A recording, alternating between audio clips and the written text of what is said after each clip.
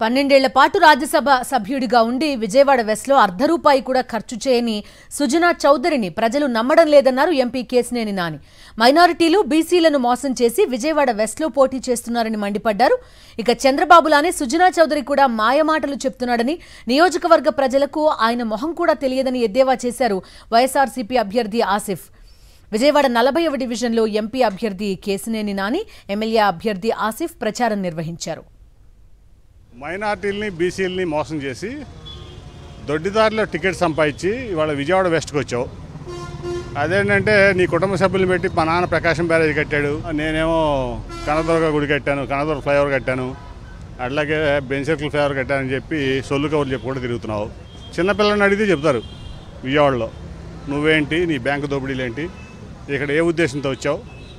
ఇవాళ వచ్చి మా సామాన్యుడైన ఆసిఫ్ భాయ్ కష్టపడదంటే మైనార్టీల సీటు బీసీల సీటు అర్ధదారిలో కొట్టేసి మరి ఇక్కడ బెస్ట్ చేస్తా అంటే ఏం బెస్ట్ చేస్తావు నువ్వు? 12 ఏళ్ళు రాజ్యసభ మెంబర్గా ఉన్నావు, 3 ఏళ్ళు కేంద్ర మంత్రిగా ఉన్నావు. ఈ ఉమ్మడి కృష్ణా జిల్లాకు కానీ ఈ విజయవాడ పార్లమెంటుకి కానీ కనీసం విజయవాడ వెస్ట్కి కానీ నీ వల్ల అభివృద్ధి జరిగిందా, సంక్షేమం జరిగిందా? 12 ఏళ్ళు రాజ్యసభ మెంబర్గా నీకు 60 కోట్ల రూపాయలు నీ ఎంపీ నిధులు వచ్చినాయి, కేంద్ర ప్రభుత్వం ఇచ్చింది. ఒక్క ₹1 బిళ్ళ నువ్వు విజయవాడ వెస్ట్లో ఖర్చు పెట్టే వాళ్ళ వరకు